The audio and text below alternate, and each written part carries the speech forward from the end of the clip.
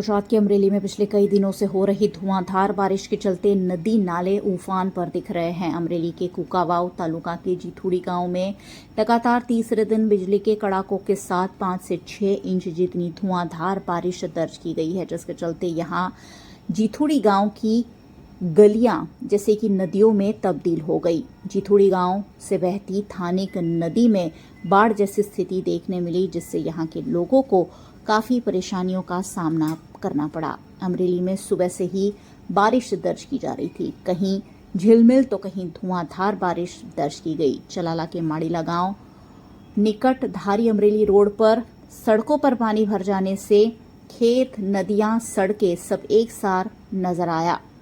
धारी अमरेली रोड पर माड़ीला और देवराजा के बीच खेत में से पानी भरकर सड़क तक आ गया, जिससे यहां वाहन चालकों को वाहन चलाने में दिक्कतों का सामना करना पड़ा। धुआंधार बारिश के चलते यहां स्थिति काफी बेहाल नजर आई। वहीं अमरेली शहर के निचले इलाकों में भी भारी जलभराव देखा गया। यहां के राजकमल चौक, हीरा मोती चौक, बीड़बंजन रोड, संकुल रोड समेत के कई इलाकों में बरसाती पानी भर गया। राजकमल चौक में घुटनों तक पानी भर जाने से वाहन चालकों को वाहन चलाने में दिक्कतें आई। बरसाती पानी भर जाने से पालिका की प्री मानसून कार्यवाही भी सवालों के घेरे में आ गई। एक ही दिन की बारिश में यहां भारी जलभराव देखा गया, जिससे आवाजाही पर काफी फर्क पड़ा। अमरेली के अंडर ब्रिज में भी पानी भर जाने से आवाजाही बाधित हुई। हनुमानपरा में अंडर ब्रिज है, जहां बरसाती पानी भर जाने से वाहन व्यवहार बाधित हुआ। अंडर ब्रिज में कमर तक पानी भर जाने से आवाजाही को रोकना पड़ा।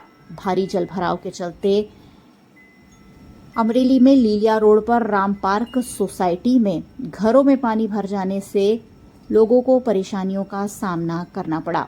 अमरेली के जिला कलेक्टर अजय दहिया ने इस मामले जानकारी देते हुए रेस्क्यू ऑपरेशन समेत की सहायता की जानकारी दी। अमरेली जिल्लाના વિવિધ વિસ્તારમાં ખૂબ વધારે વરસાદ પડતા 2-3 જગ્યાઓ પાણી ભરાવાના કિસ્સાઓ સામે આવ્યા। આ દરમિયાન જ અમને જાણ મળી કે પીપાવાવ ગામ જે છે રાજુલા તાલુકાનું, એમાં પણ અમુક લોકો ફસાયા છે। આ દરમિયાન ડિસ્ટ્રિક્ટ ઇમરજન્સી ઓપરેશન સેન્ટરમાં મારી સાથે જિલ્લા વિકાસ અધિકારી શ્રી પરિમલ પંડ્યા, નિવાસી અધિક કલેક્ટર શ્રી દિલીપસિંહ ગોહિલ પણ હાજર હતા।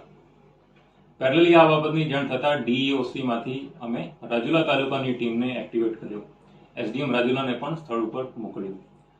જ્યારે ડીઈઓસીમાંથી કોસ્ટગાર્ડ, ઇન્ડિયન કોસ્ટગાર્ડને જાણ કરી તાત્કાલિક ઇન્ડિયન કોસ્ટગાર્ડની ટીમ આ સ્થળ ઉપર જવા માટે રવાના થઈ અને કોસ્ટગાર્ડની ટીમની જે બોટ છે એમના 3 ફેરા કરીને તમામ 24 લોકોને આ પીપાવાવ ગામની સીમમાંથી લઈને વિક્ટર ગામની શાળામાં રેસ્ક્યુ કરી લેવામાં આવ્યું। આમ આ ઓપરેશનમાં પણ સક્સેસફુલી 24 લોકોને જિલ્લા વહીવટીતંત્ર અને કોસ્ટ ટીમ દ્વારા રેસ્ક્યુ કરી લેવામાં